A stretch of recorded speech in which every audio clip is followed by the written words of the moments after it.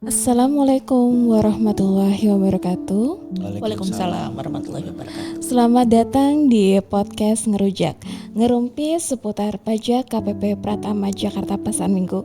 Bersama saya Ara, host podcast pada episode kali ini. Bagaimana kabarnya kawan pajak? Semoga kawan pajak semua yang ada di rumah dalam keadaan sehat walafiat ya tentunya. Pada episode kali ini, kami akan bahas topik lanjutan dari podcast sebelumnya, yaitu terkait dengan Peraturan Menteri Keuangan Nomor 81 Tahun 2024. Seperti yang kita ketahui bahwa episode sebelumnya telah membahas PMK 81 Tahun 2024 untuk klaster registrasi. Dan pada episode kali ini kami akan bahas terkait dengan klaster pembayaran. Pada kesempatan kali ini saya tidak sendiri, saya bersama dua narasumber yang sudah kompeten di bidangnya. Yang pertama ada Mas Juan dan yang kedua ada Mbak Narita dari tim penyuluh KPP Pratama Jakarta Pasar Minggu. Nah sebelumnya saya punya sebuah pantun dulu nih untuk narasumber kita yang tercinta. Oke. Buah durian, buah mangga. Cakep. Belinya di Pasar Kramat Jaya. Selamat datang narasumber kita yang tercinta, Mas Yuan dan Mbak Narita. Keren. Terima kasih Mbak Ara. Oke, kita sapa dulu nih narasumber kita pada episode kali ini. Mas Yuan, bagaimana kabarnya? Alhamdulillah sehat. Alhamdulillah sehat. Mbak Narita, bagaimana kabarnya? Alhamdulillah. Alhamdulillah sehat. Masih semangat Mbak Narita?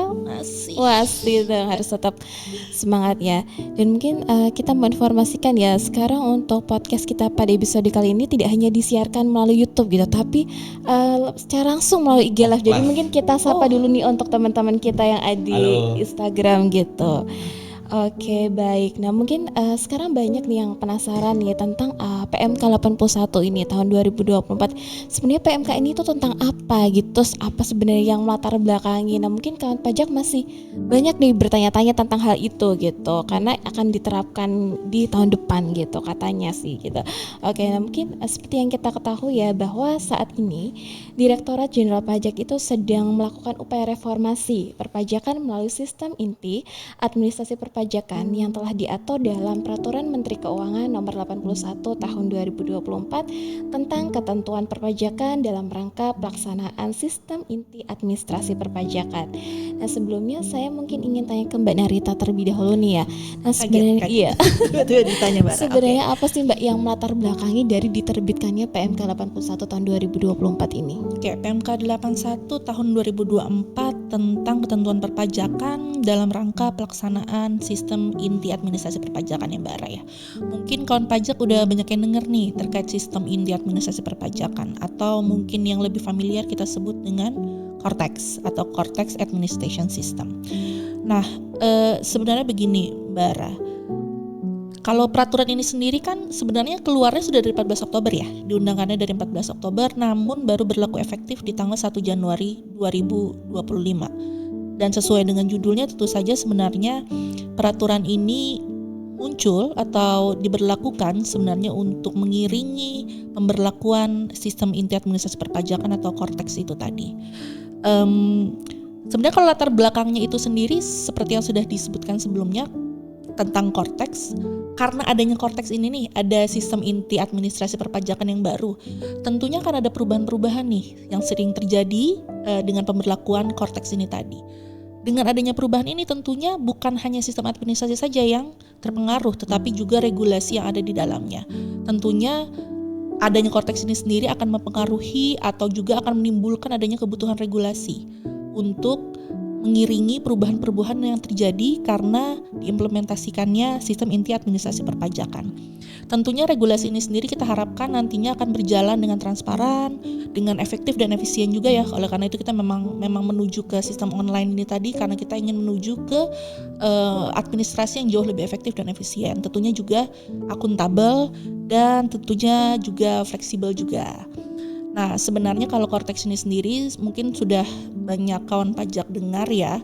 Cortex ini sendiri kenapa muncul idenya atau diberlakukan ini sendiri adalah untuk mengimplementasikan semangat yang ada di reformasi perpajakan tadi. Seperti yang sudah Mbak Ara tadi sampaikan ya, reformasi perpajakan ini kan ada 5 pilar nih. Nah, SIAP ini tadi atau Cortex itu sebenarnya adalah implementasi dari 5 pilar reformasi perpajakan ini. Yang pertama adalah teknologi informasi dan basis data, juga proses bisnis. Nah, oleh karena itu memang PMK 81 tahun 2024 ini sangat dibutuhkan untuk memperjelas, juga mungkin mengonfirmasi apa saja perubahan-perubahan yang terjadi, lalu juga penyesuaian-penyesuaian terjadi dengan nantinya saat Cortex ini sendiri diimplementasikan secara massal. Seperti itu, Mbak Ra. Oke, baik Mbak Narta, berarti untuk PMK 81 tahun 2024 ini diterbitkan tentu untuk tadi ya mendukung sistem Cortex ya nanti yang akan mulai diluncurkan di tahun 2025 tadi. Betul. Dan tentu juga untuk agar sistem informasi perpajakan ini tuh lebih efektif dan tentunya lebih efisien juga bagi kawan pajak yang ada di rumah tentunya. Betul sekali, Mbak Ra. Oke. Nah, Mbak Narita tadi kan sempat mungkin menyampaikan ya bahwa ada pembaruan peraturan perundang-undangan. Betul. Nah, ini di bidang perpajakan ya tentunya. Nah, lantas peraturan mana saja sih yang sebenarnya akan berdampak nantinya yang akan berubah setelah adanya PMK 81 ini? Sebenarnya dengan ada pembaruan data ini sendiri, Mbak Ara, nantinya akan ada sekitar 42 peraturan yang terpengaruh secara langsung ya. Banyak banget. Wah, banyak sekali. Betul. Yang peraturan-peraturan setingkat seperti PMK, lalu keputusan Menteri Keuangan, rata-rata yang mengatur tentang pelaksanaan hak dan kewajiban wajib pajak. Lalu juga ada yang terkait pendaftaran, ada juga yang terkait pengukuhan PKP. Jadi ada pendaftaran NPWP dan juga pengukuhan PKP, lalu ada pembayaran penyetoran pajak, juga SPT pelaporan serta layanan-layanan administrasi perpajakan yang existing sekarang. Pada dasarnya layanan online perpajakan sudah ada sekarang sih, Mbak Ara. Oke. Berarti mungkin tadi yang terkait kayak pendaftaran wajib pajak, pengukuhan PKP itu sudah dibahas di episode sebelumnya ya, ini terkait sudah dengan dibahas. ya tentang klaster dari proses registrasi gitu. Nah, berarti memang banyak sekali ya tadi ya Mbak Narita, ada 42 peraturan yang akan berubah ya atau yang akan Kurang lebih. disesuaikan ya, luar biasa tentunya gitu. Berarti kita podcastnya 42 kali ya? Waduh, Boleh. gitu. Makin nggak hanya petugas pajak nih yang pusing ya, kawan pajak makin pusing lagi. Kita semua pusing Kita semua bersama. pusing berjamaah. Oke.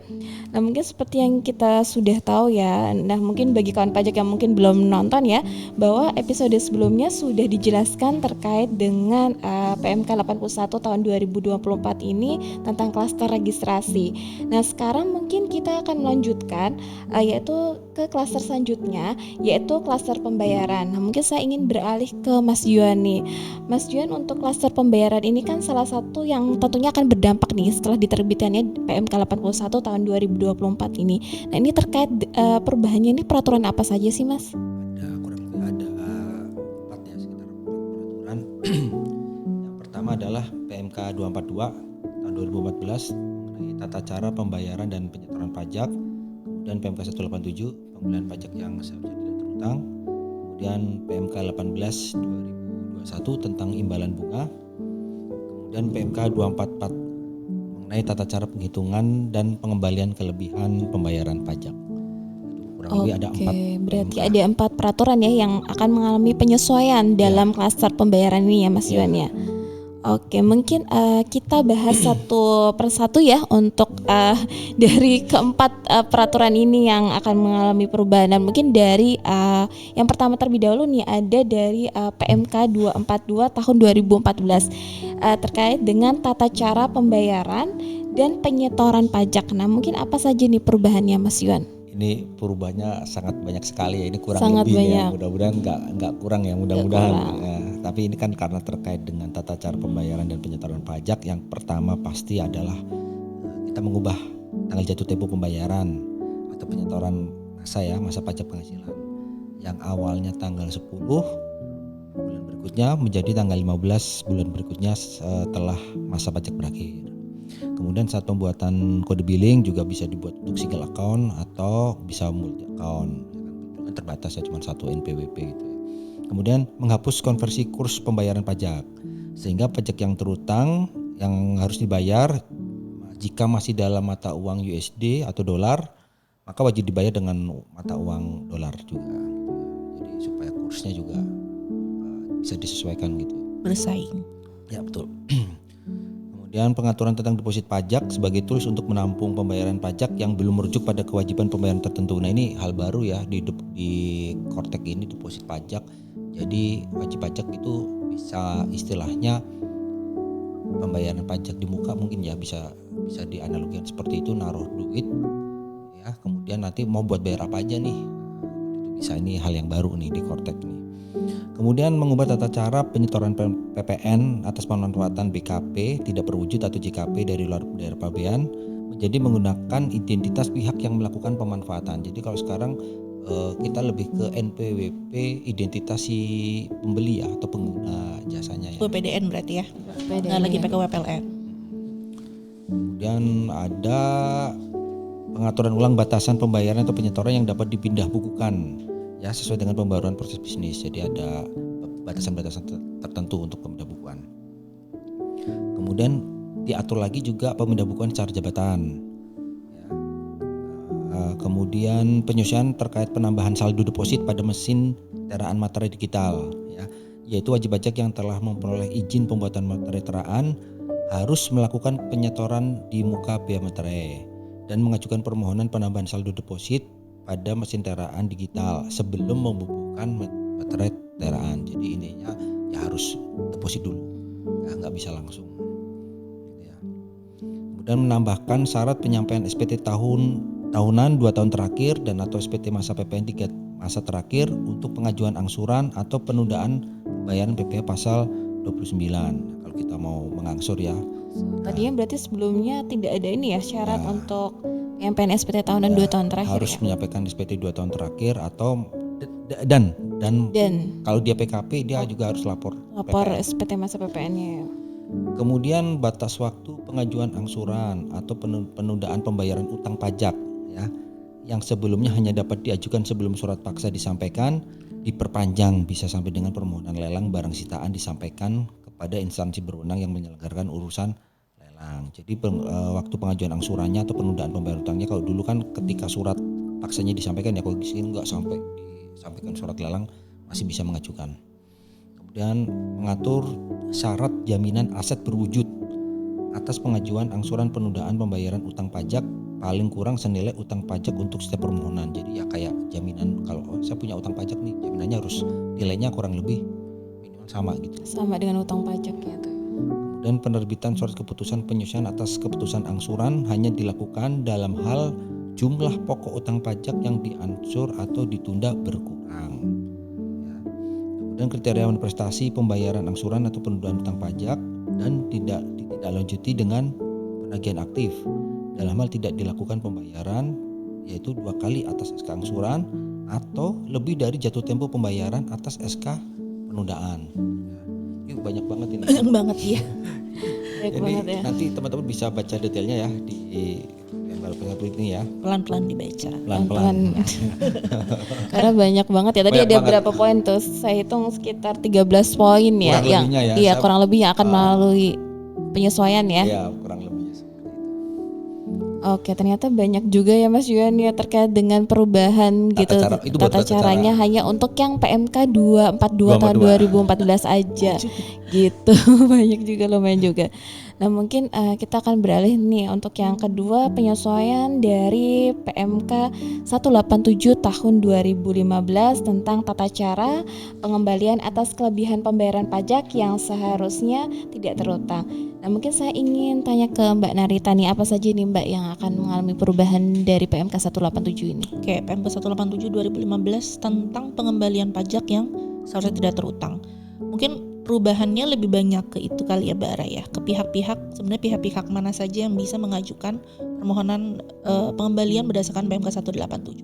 Yang pertama, di dalam perubahannya sendiri diatur penegasan sebenarnya terkait instansi pemerintah ini ternyata bisa menjadi pihak yang mengajukan kelebihan pembayaran pajak yang seharusnya tidak terutang. Lalu kalau untuk pihak-pihak lainnya, kalau PPh default ya, kalau PPh diajukan oleh pemotong pemungut, apabila pemotong pemungut tidak bisa ditemukan, bisa dilakukan oleh pihak yang dipotong atau dipungut. Lalu kalau untuk PPN itu dimintakan oleh atau diajukan oleh PKP, dalam hal sudah diminta pengembalian jika dikreditkan sebagai PM, kecuali SPT-nya sudah dalam periode tidak bisa dibetulkan, maka bisa diajukan oleh pihak terpungut. Yang kedua, pemungut PPN berdasarkan pasal 16A itu bisa diajukan oleh pemungut PPN, namun apabila diminta oleh pihak terpungut kecuali sudah dikreditkan sebagai PM, maka diajukan oleh pihak terpungut. Pemungut PPN berdasarkan pasal 16A Undang-Undang PPN diminta oleh pihak terpungut kecuali sudah dikreditkan sebagai PM. Lalu yang ketiga, pihak lain berdasarkan pasal 32A Undang-Undang KUP itu diminta oleh pihak lain kecuali SPT-nya sudah tidak bisa dibetulkan, maka bisa diajukan oleh pihak terpungut. Mungkin ada sedikit perubahan, bukan perubahan kali ya, justru penegasan atau penjelasan lebih lanjut terkait jangka waktu untuk penyelesaian PMK 187 ini. Jangka waktu sebenarnya tidak berubah, Mbak Ara. Jangka waktu tetap sama-sama 3 bulan, tetapi kan kalau di PMK 187 yang diatur juga di Cap 160 kalau tidak salah ya terkait jangka waktu penyelesaiannya, itu kan tidak jelas tuh Mbak Ara. Kalau misalkan dalam jangka waktu 3 bulan permohonan ini belum selesai nih, belum ada keputusan apakah itu diterima atau ditolak, itu kan belum jelas apakah otomatis akan dikabulkan atau tidak. Di 187 itu dan juga di Cap 160 sebagai SOP-nya memang tidak disebutkan secara eksplisit. Sementara di PMK 81 tahun 2024 ini sudah disebutkan secara eksplisit Mbak Ara. Jangka waktu penyelesaian 3 bulan. Apabila dalam waktu 3 bulan penyelesaian atau permohonan itu tidak diselesaikan, belum ada keluar dikabulkan atau ditolaknya, maka dianggap sudah dikabulkan.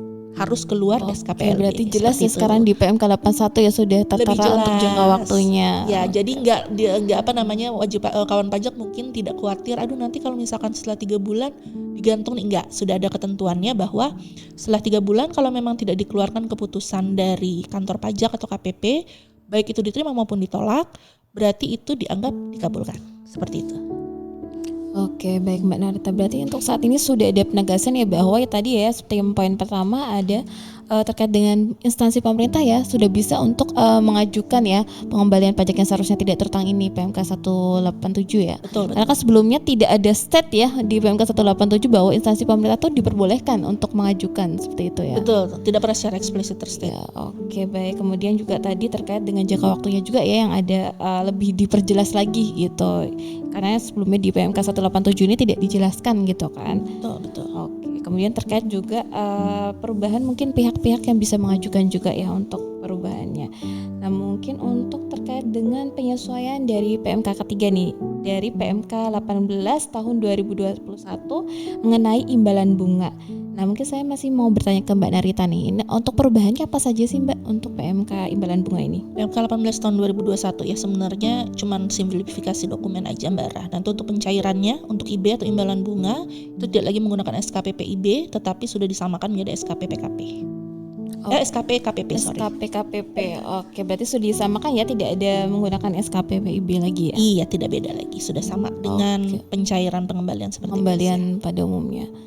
Oke, dan mungkin untuk penyesuaian yang terakhir nih, penyesuaian yang keempat yaitu terkait dengan penyesuaian dari PMK 244 tahun 2014 nih. Saya mungkin ingin bertanya ke Mas Yuan nih, PMK terkait tata cara penghitungan dan pengembalian kelebihan pembayaran pajak. Nah, mungkin apa saja sih Mas Yuan untuk perubahannya? Jadi kalau untuk PMK 244 2014 tentang tata cara penghitungan dan pengembalian kelebihan pembayaran pajak itu yang berubah.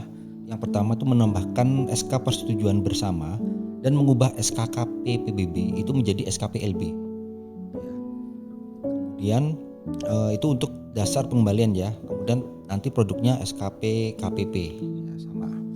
Kemudian 2 menambahkan opsi pencairan kelebihan pembayaran pajak yaitu dapat dikompensasikan ke deposit, ke utang pajak itu berdasarkan pilihan WP. Jadi kalau dulu kan karena deposit baru ya jadinya bisa nih kalau ada wajib pajak yang kelebihan pembayaran cair nah itu bisa diarahkan ke deposit pajak. Kemudian wajib pajak tertentu dapat menggunakan rekening luar negeri atau rekening atas nama WP lain ya, misalkan WP yang merger ya gabung atau turis asing ya dalam proses pencairan kelebihan pembayaran pajak. Jadi kan kalau turis asing kan nggak punya rekening Indonesia misalkan itu bisa. Kemudian penyampaian nomor rekening untuk pencairan kelebihan pembayaran pajak melalui pemutakhiran nomor rekening pada profil WP. Jadi pastikan wajib pajak itu update nomor rekening di profil WP ya, karena nanti pencairannya akan masuk ke rekening yang ada di situ.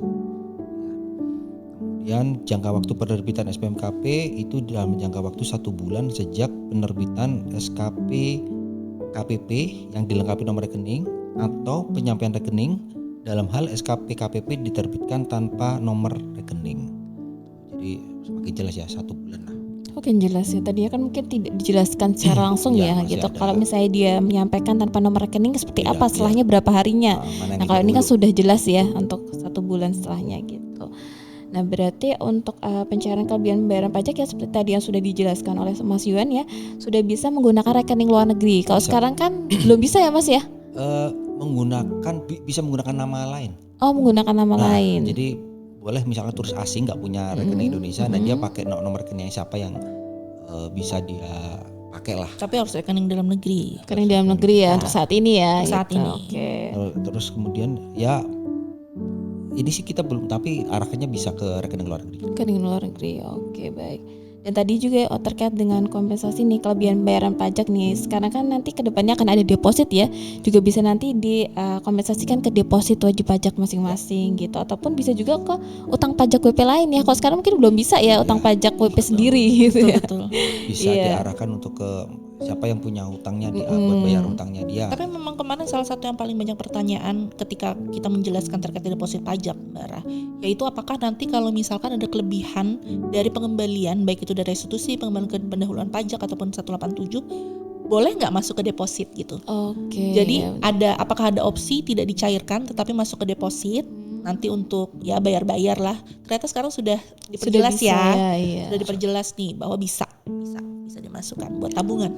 Oke, bisa. Dan kemudian berarti ini nanti kan terus bahwa untuk penyampaian nomor rekening untuk pencairan ini melalui pemutakhiran nomor rekening pada profil wajib pajak. Nah, berarti ini nanti sudah tidak ada ini ya, kita menyampaikan permintaan nomor rekening ya. Ya. Berarti ya sudah pokoknya wajib pajak langsung update aja di profil wajib pajaknya, nanti otomatis ketika ada kelebihan bayaran pajak dicairkan melalui rekening tersebut gitu. Oke, baik. Nah, ternyata mungkin kita sudah membahas secara keseluruhan nih untuk PMK 81 tahun 2024 terkait dengan klaster pembayaran. Nah, ternyata seru banget pembahasan kita pada episode kali ini dan tidak terasa sudah berakhir di penghujung podcast pada episode kali ini. Nah, mungkin saya ingin mengingatkan kepada kawan pajak untuk PMK 81 tahun 2024 ini mungkin berlaku sejak kapan nih nanti Mbak Narita? Walaupun diundangkannya tanggal 14 Oktober Mbak Ra, tetapi pemberlakuan PMK 81 tahun 2024 itu nantinya akan jatuh di tanggal 1 Januari 2025. Oke, berarti untuk kawan pajak ya seperti yang sudah disampaikan oleh Mbak Narita ya, bahwa untuk berlakunya ini mulai 1 Januari 2025. Nah, mungkin ada pesan atau kesan yang akan Mas Yuan sampaikan atau mungkin Mbak Narita pesan untuk kawan pajak yang ada di rumah? Yang pasti buat wajib pajak rutin mengikuti kegiatan sosialisasi atau lihat tutorial-tutorial di YouTube, kemudian segera update profil DJP online supaya ngeling-ngeling, kemudian nanti ya harus mulai menyimpan akun juga, karena nanti untuk akunnya juga beda juga ya untuk Kortek itu. Itu aja sih. Oke, mungkin itu saja ya Mas ya. Oke, Mbak Narita mungkin ada yang ingin disampaikan sebelum kita tutup untuk kawan pajak? Yang pasti kawan pajak nggak usah khawatir, ini memang sesuatu yang baru ya. Wajar kalau kita mau memasuki sesuatu yang baru itu kita ada kekhawatiran. Cuman kawan pajak tidak perlu khawatir, kita dari tim penyuluh KPP selalu siap sedia untuk membantu kawan pajak dalam hal edukasi, mendampingi, mengasistensi. Jadi jangan ragu untuk datang ke kami, untuk hubungi KPP, ke tim penyuluh kalau kawan pajak mengalami kesulitan atau ada pertanyaan-pertanyaan terkait SIAP, Kortex ataupun PMK 81 tahun 2024. Oke, baik. Bagaimana kan pajak, sangat informatif sekali apa yang sudah disampaikan oleh kedua narasumber kita pada episode kali ini. Terima kasih banyak Mas Yuan, terima kasih Sama-sama, banyak Mbak. Mbak Narita telah bersedia hadir di podcast pada episode kali ini. Semoga apa yang kita sampaikan semua bisa bermanfaat ya tentunya Amin. untuk kawan pajak yang Amin, ada amin, di Mbak. rumah. Nah, mungkin saya ingin memberikan kesimpulan terkait dengan episode podcast kita pada kali ini. Nah, yang pertama untuk PMK 81 tahun 2024 ini dilatar belakangi untuk menciptakan sistem administrasi inti perpajakan yang tentunya lebih efektif dan efisien serta memiliki fleksibilitas yang tinggi.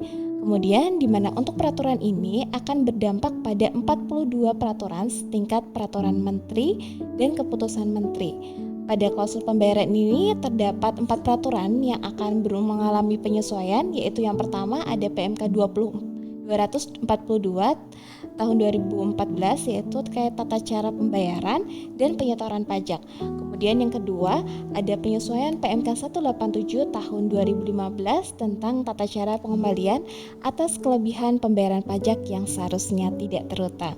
Kemudian yang ketiga ada penyesuaian ketentuan dari PMK 18 tahun 2021 mengenai imbalan bunga.